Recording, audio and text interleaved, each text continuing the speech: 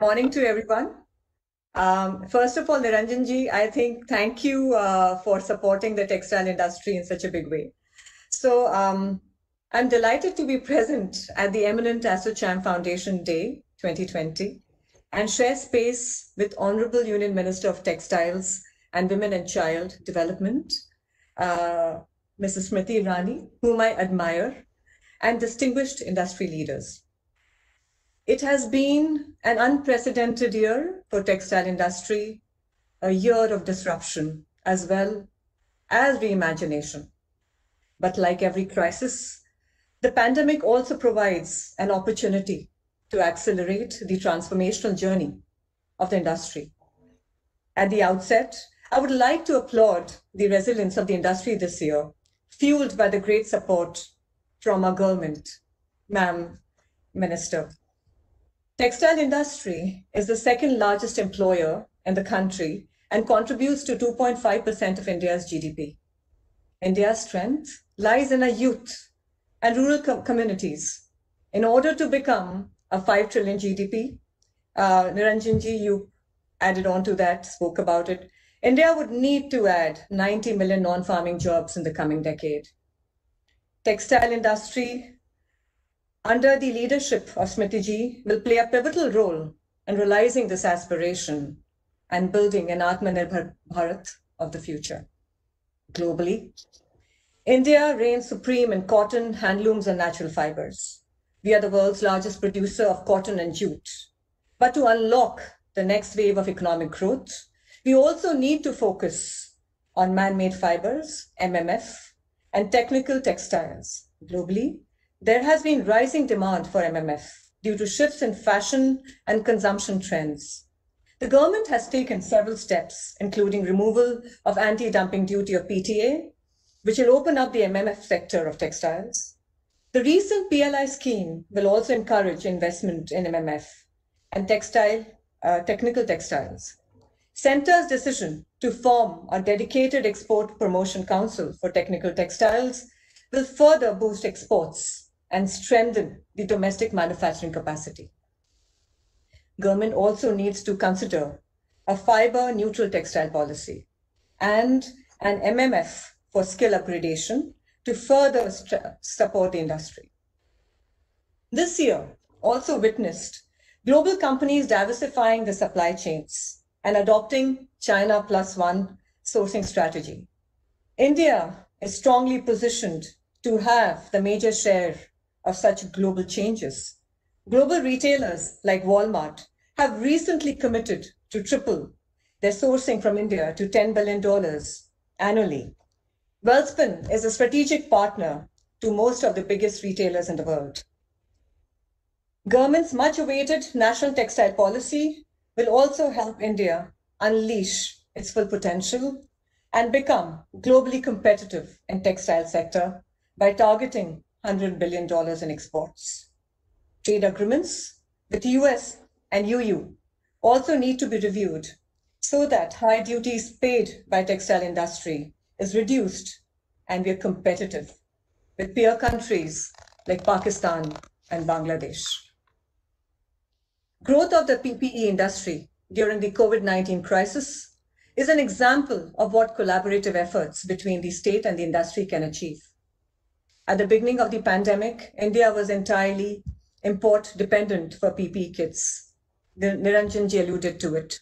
Today, we are the world's second largest manufacturer, an initiative strongly led by you, our Honorable Minister Smriti ji. To support the nation and community, Welspun also leveraged its integrated woven and non-woven capabilities to produce health and hygiene products, ranging from masks, wipes, disposable linen, and coveralls. As the world came to a standstill in March, Welspun went out of its way to take care of its extended family of 100,000 people who are our greatest assets. We leveraged technology and innovation to keep them safe during the pandemic. We introduced Penta protocols, a 5-layered security framework for safety of our factory associates, as well as WellHeal app. We ensured all the salaries were duly paid and essential items were provided for. We reached out to associate families in their distant villages to assure them of their safety. Welspun, therefore, could swiftly start its operation as the people felt safe with us. Digitization has accelerated by leaps and bounds this year. AI, IoT, and Industry 4.0 are set to become the norm. As the HomeBuddy economy grew, we saw a huge rise in e-commerce. We have accelerated digital initiatives across the organization and invested upskilling and reskilling of our workforce. Such digitization practices will be critical to improving productivity and competing globally. As COVID has restricted travel, by using innovative digital technologies, we are virtually engaging with our customers to showcase our latest innovations through our 3D virtual showrooms, conduct virtual quality inspections, and virtual factory visits. Welspun is focused towards ESG. We have already made proactive shift both in a business strategy and operating model that fulfill the SDG and ESG norms. With well-defined roadmap and targets, proud to share that Welspun's sustainability journey has now been covered as a Harvard case study. When we built the world's largest home textile facility in the arid region of Anjar, Kutch, it had just suffered a devastating earthquake. Today, it is a thriving, self-sustaining ecosystem and an inspiring journey and development employing more than 20,000 people. 100% of our water needs in Anjar are met through recycled wastewater so that fresh water remains fully available to the local communities.